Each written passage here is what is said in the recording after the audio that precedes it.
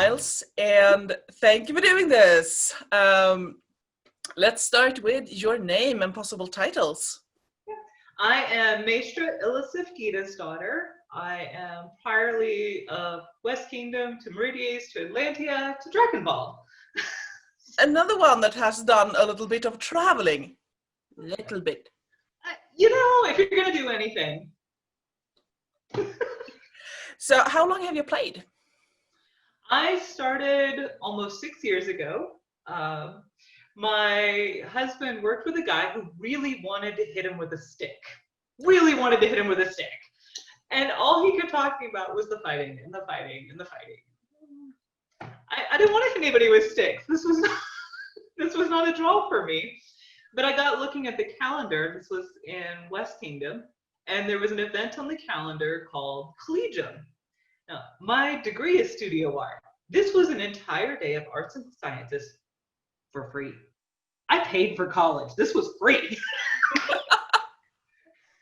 So I am normally really shy and a huge introvert. And the week of Collegium, my husband could not go. I packed up my 4-month-old baby and I put on every bit of big girl courage I had. And I drove 3 hours north and I showed up and I knew nothing. I walked into this event and they were so welcoming and so kind, and it was heaven. It was just walking in going, what's that? In the SCA, that's basically all you have to ask somebody, and then just sit down for the next hour. And it was a day of silly and fun. I went to a basic sewing class and spent the entire class cutting up with another redhead, just being sassy and ridiculous. And at the end of the class, the teacher finished and she's like, so does anybody have any questions? We finished the class about anything, SCA, whatever, anything. And I said, well, what do the pointy hats mean? No, anything. And she's like, well, which ones? And any of them. And the girl who's sitting across from me, we've been dishing it out, it's ridiculous, points to hers and goes, oh, mine means I'm the queen. Yeah, right, of what? Of everything. The floor did not open up and swallow me. Despite my best efforts. Oh. It was amazing. And I came home that evening and I told my husband, I don't care what you decide to do, we're doing this. Oh, that's so great. Well, if this would have been a drinking game, you would have to drink now, because when I was queen,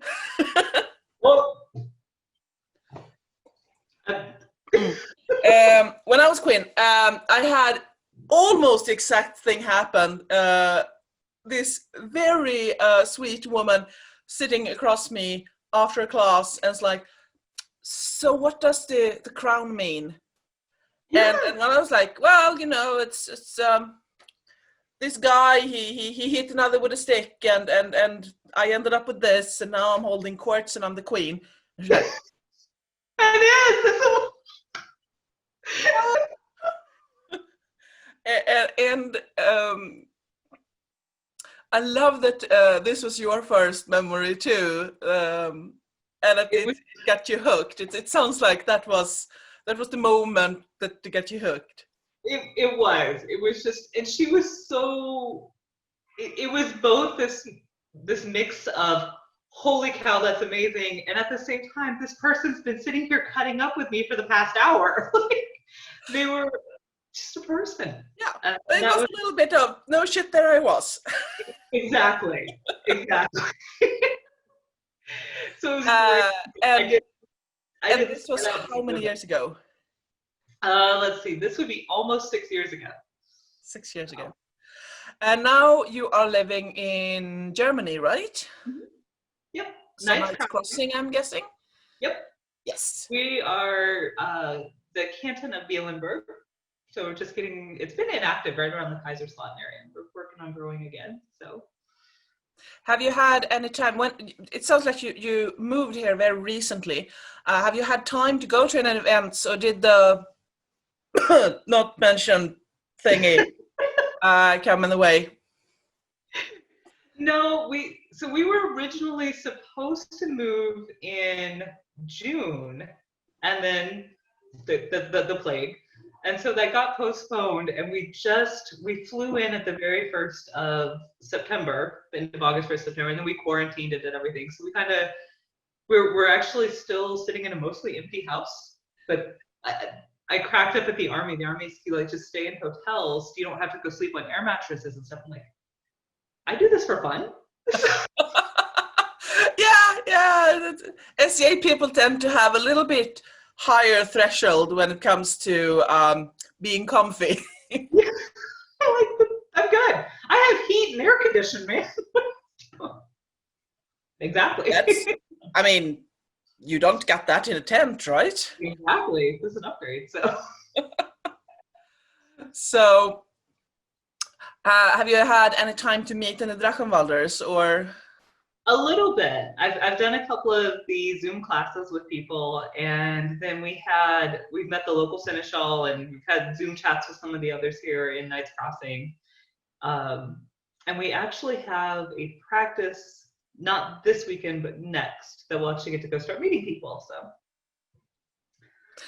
So at least you're getting to know some of us, and let's hope that you get to know more of us, and maybe this video can make us get to know you a little bit.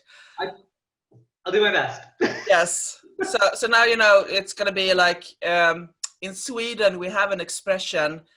It sounds very bad. It's not that bad. Everybody knows the monkey. The monkey knows no one. Mm-hmm. Yeah. So this might be a little issue now that everybody will like, oh hi, and you're like, who are you? I said that's when you go, oh hi, and you know you introduce the person next to you, and then they introduce themselves, and all of a sudden you have a name. It's great. Yeah, I use that too sometimes. Not so much in the SEA, but mundanely I tend to do that a lot because I have a tendency to remember faces very well. Yep. I do not remember names. I'll remember faces, and if you tell me about this cool thing that you're excited about, I'll remember the thing, and I'll remember your face. But unless the thing happens to relate to your name, it's probably didn't stay. No. So now every time you and I do this in the future, everybody was going to go like, yeah. But you have lived in several kingdoms during 6 years. That sounds like you travel a lot. Have you had time to settle in any kingdom, like feel that this kingdom is your home, or is it the first kingdom that is your home? So Atlantia and West have actually gotten in a licking contest over who got to lick it last. Because these things happen.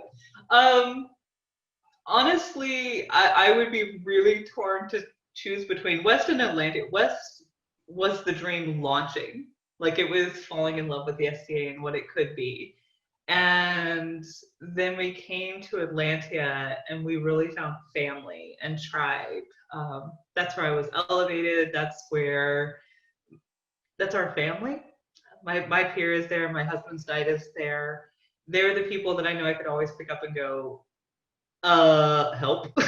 And it would always be there. Like no matter what happened, they would be there. So I usually ask about the first good SCA memory, but we already talked about that. Excuse me. Hey, kitten. There was a cat that's like, yeah, maybe you hear him. Calm down. Oh, okay. So, Annoyed Kitten is the name of this channel. There will be cats.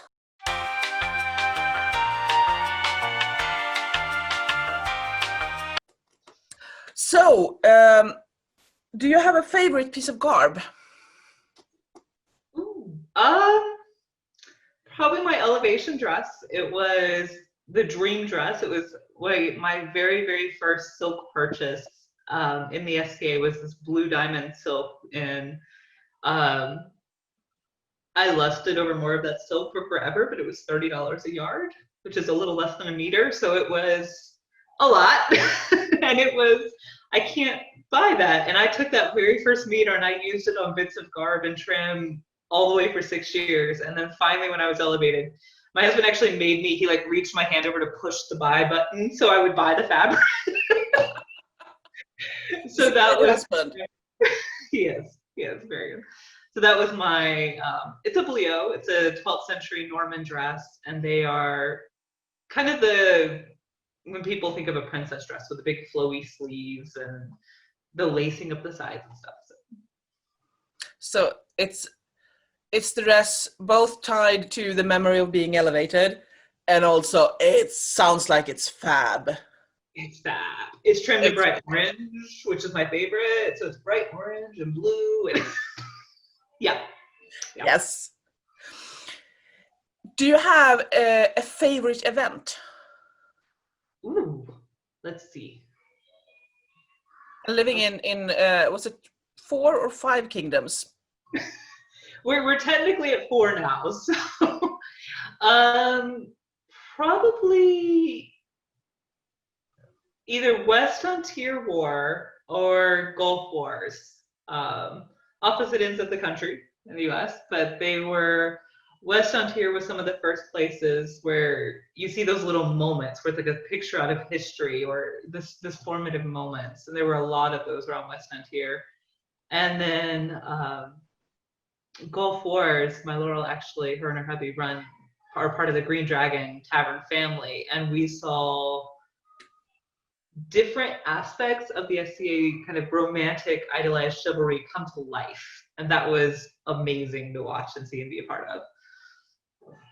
So those are what you are. If a Drachenwalder should travel to the US to participate, that's the Gulf Wars or West Frontier. So they're the West two. Frontier. Mm-hmm. Yes, West Frontier Wars. We already established today that words. Yeah, that's okay. More coffee. More coffee, much more coffee. Okay, so we have talked a little bit about your elevation. And for some of our newer members, they might be like, what? It will be a little bit like what we talked about with, what does this crown mean? What does this mean? Exactly. What is your peerage and why did you get it? What's your skill? So I'm a weaver, primarily fabric, textile. Card weaving is my absolute favorite. I do a lot of brocade where you take and make narrow ribbons of fabric, and then we'll try this and see if this will work. And you can add behind it. Oh, that's so lovely. That is tiny. That is this big. This was my big project. It's a manuscript from 14th century Germany, actually, that I found the original manuscript and translated the patterns and wove them. It was definitely a crack monkey project, a little bit crazy, but it was a lot of fun and really challenging to do. In the SCA, the Laurel is the Master of Arts and Sciences. It's celebrating the knowledges and the skills of the pre-17th century world, and it's doing so in sharing them. It's not enough to just, I'm really good at X. It's being able to share that knowledge and to grow others even in other knowledges. And it doesn't have to be a single thing. Like card weaving is a lot of what I do, but I am world's biggest rabbit hole fan ever. So I've driven down into ancient Minoan culture, 1300 CE, so 3,000 years ago, and diving into the clothing and the women and the culture and the celebrations there, into teaching T-tunic classes, like your very first easy pieces of garb. I came to the SCA, I didn't know how to sew, nothing at all, period, nada. So how to do it and look fabulous and feel fabulous without having to struggle and, that for that to have to be this major overwhelming factor. So.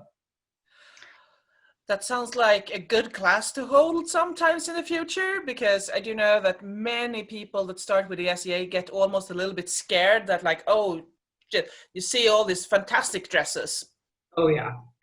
and garb, and also we're not gonna forget the fantastic male garb. Yeah. Just mentioning Landsknecht for one. Oh, I love them. Uh, They're on the goal list, but I'm not there sewing yet either. So. but it's the fab. Mhm. It's the slashes, it's the big plumes, it's It's everything. yeah. Um, and I can totally understand that as a newcomer, you can get a little bit like, Oh yeah. uh, I remember calling people when my husband first started wanting to fight, trying to figure out how to make his shield. And be like, you just cut it out of wood. I don't own a saw. What are you talking about? Like, I understand what wood is, and I understand that you cut it, but I know it's not with scissors.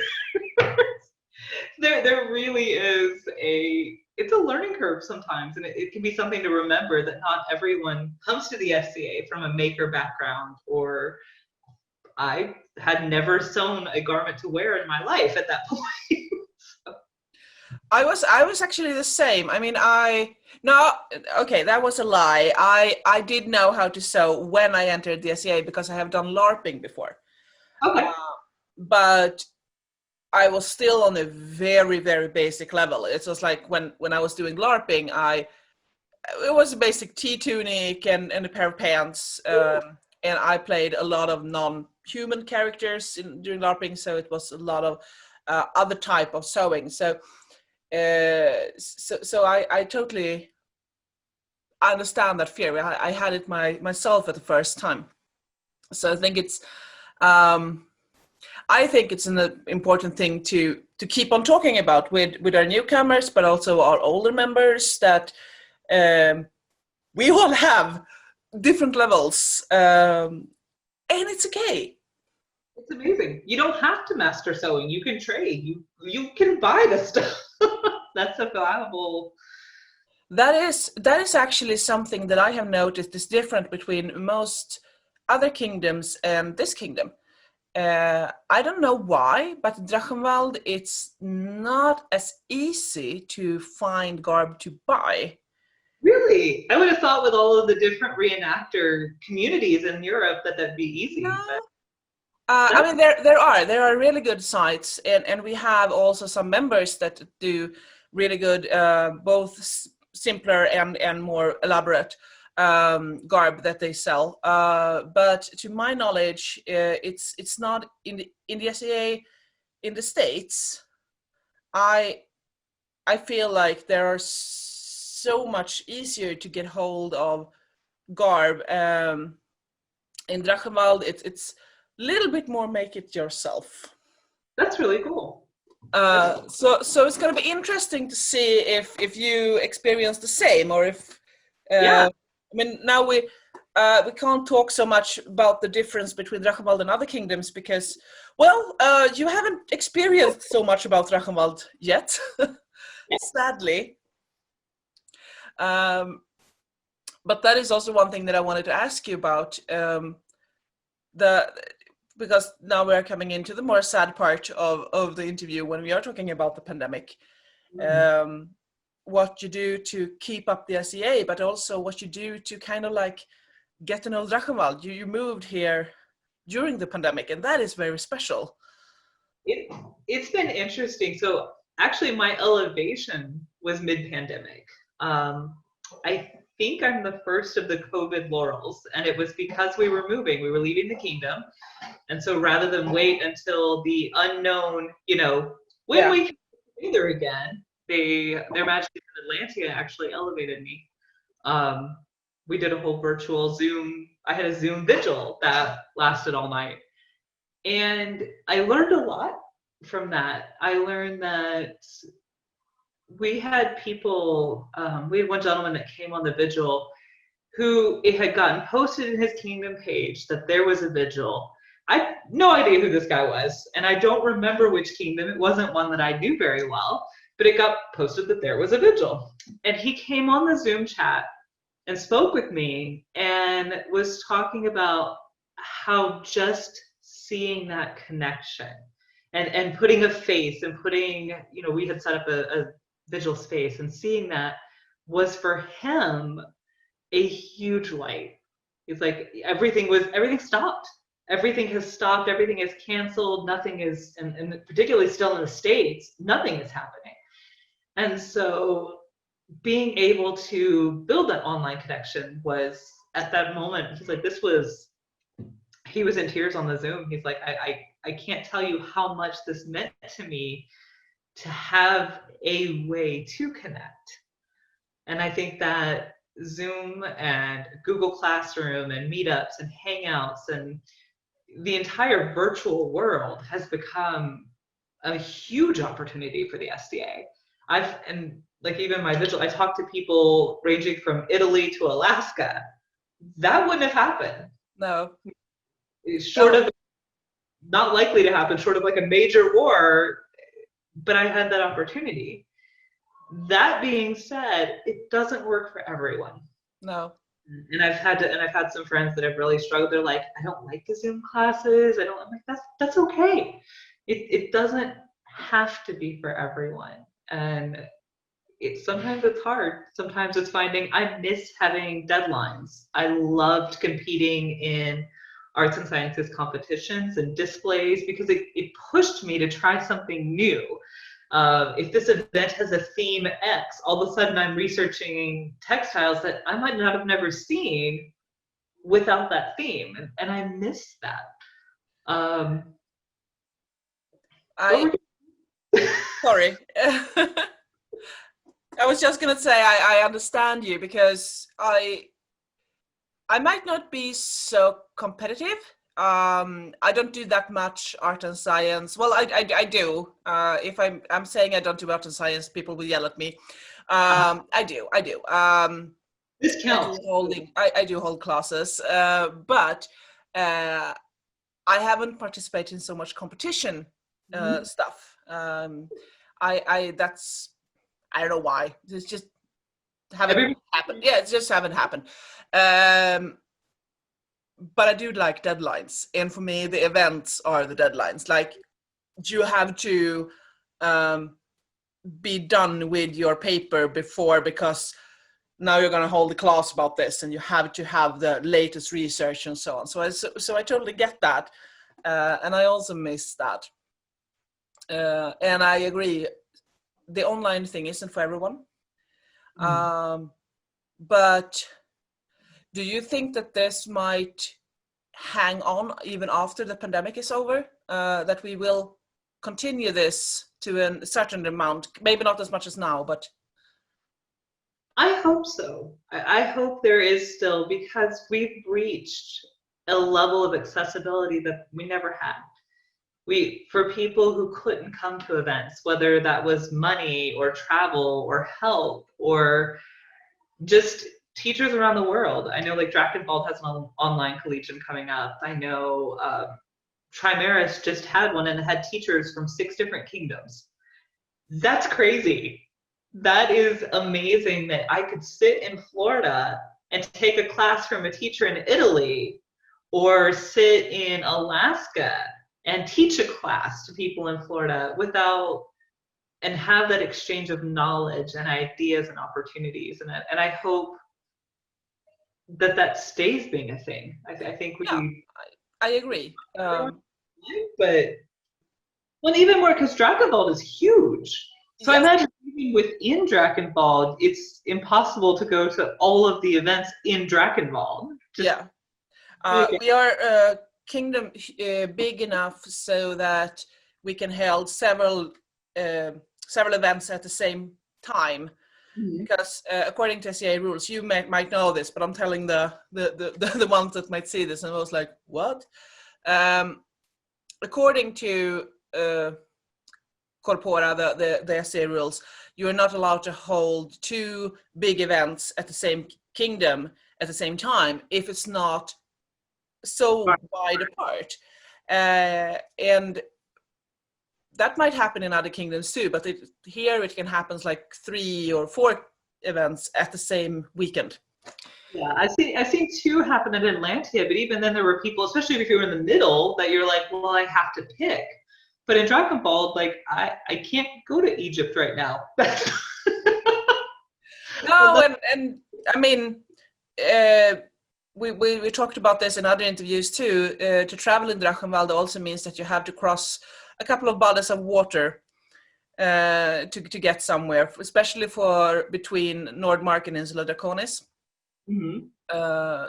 I think Knights Crossing has it a little bit better because they are kind of in the middle, and I think the worst poor people that comes to travel, that must be South Africa, because Imagine. they have to travel across one continent to get to the other continent.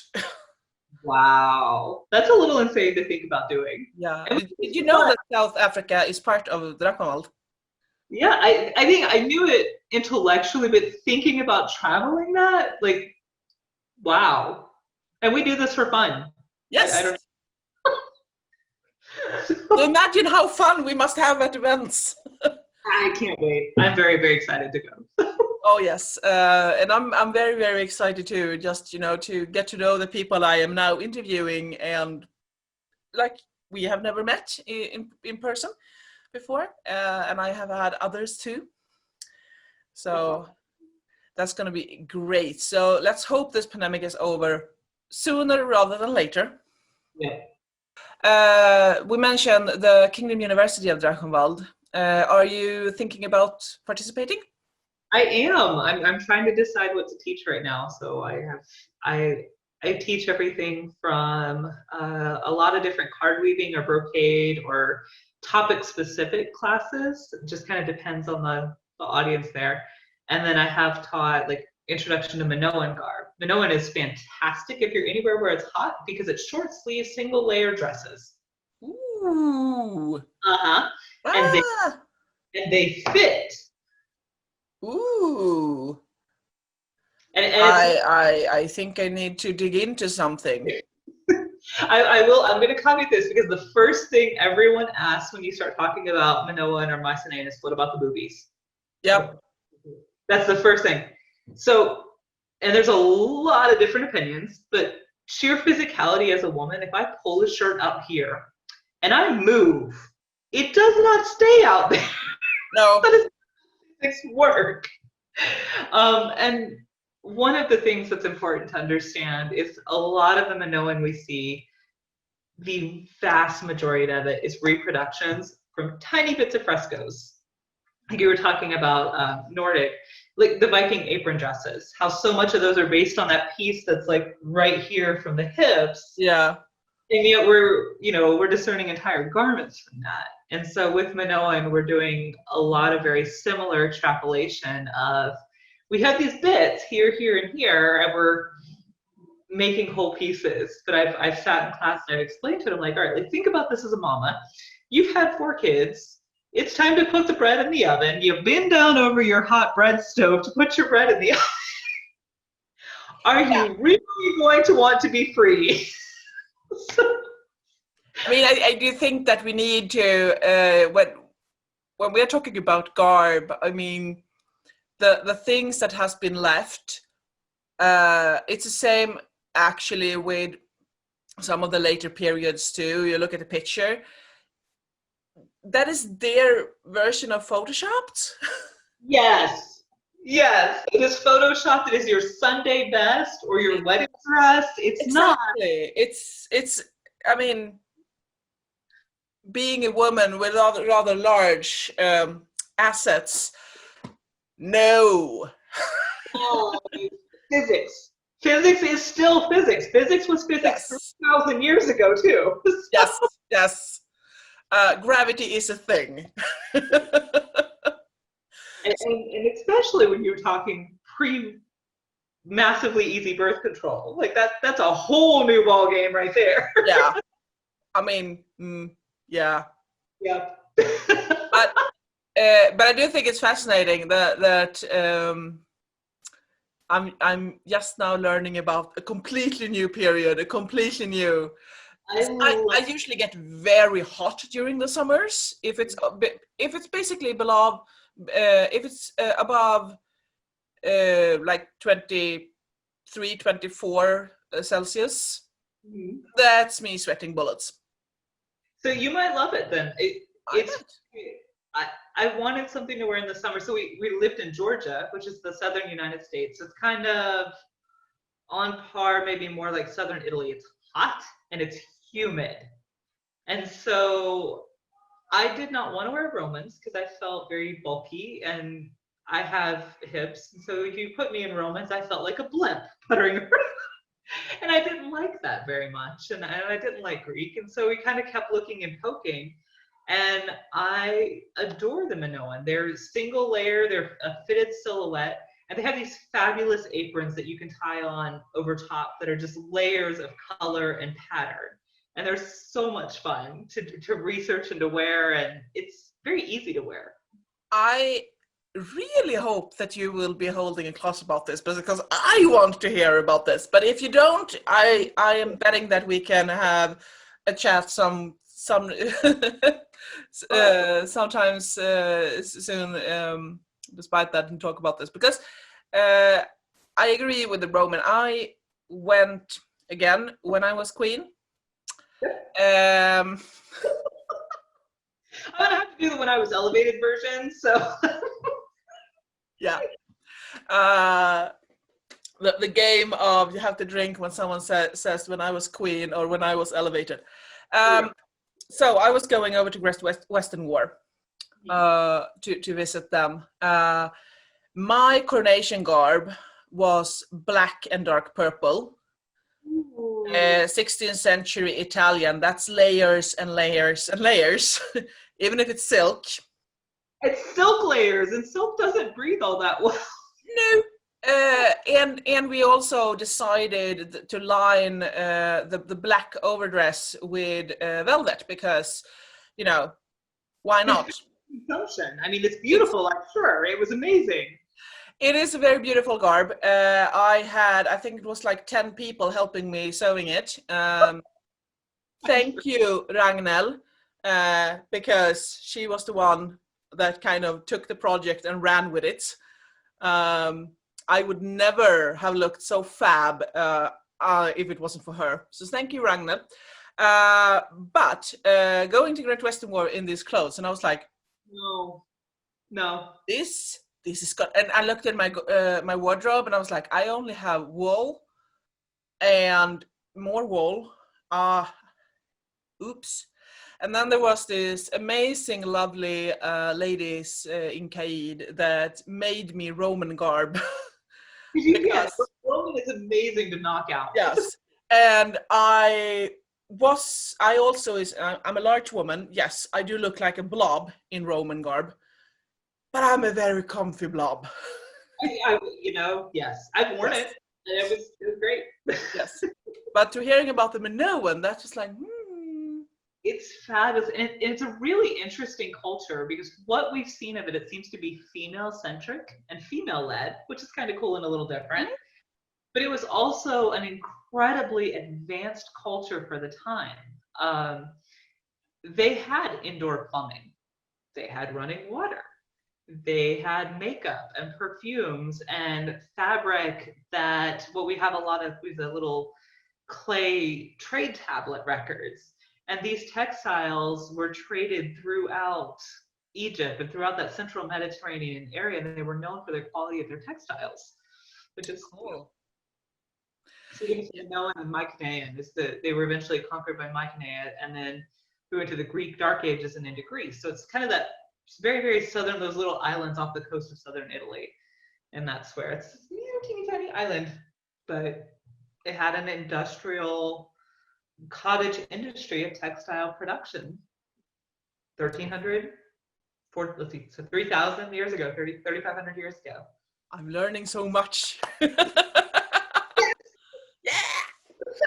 Doing my job. Yes, you are, and I'm looking forward to see whatever classes you hold at Kingdom University.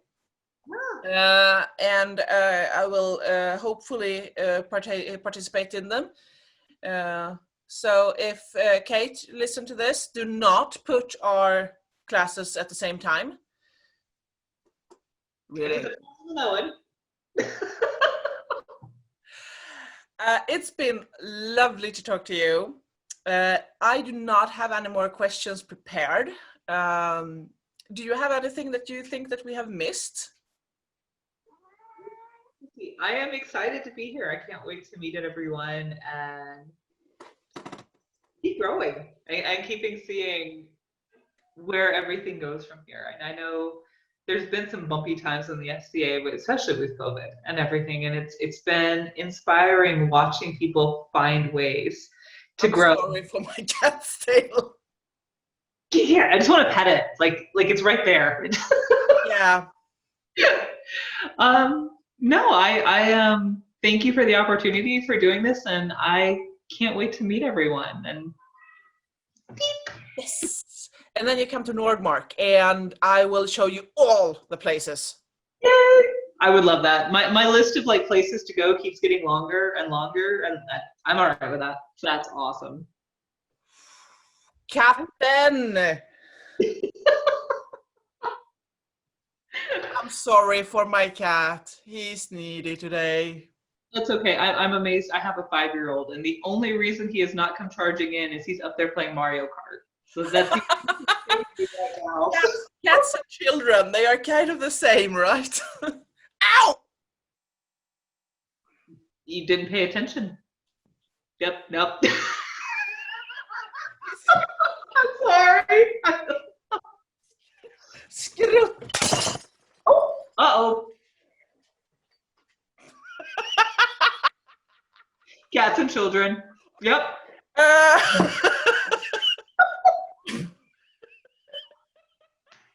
So we ended this interview with a bang. And I have stuff to clean. This is interest to edit. Good luck. You should leave it. Just leave it. We're going about. I will just run with it.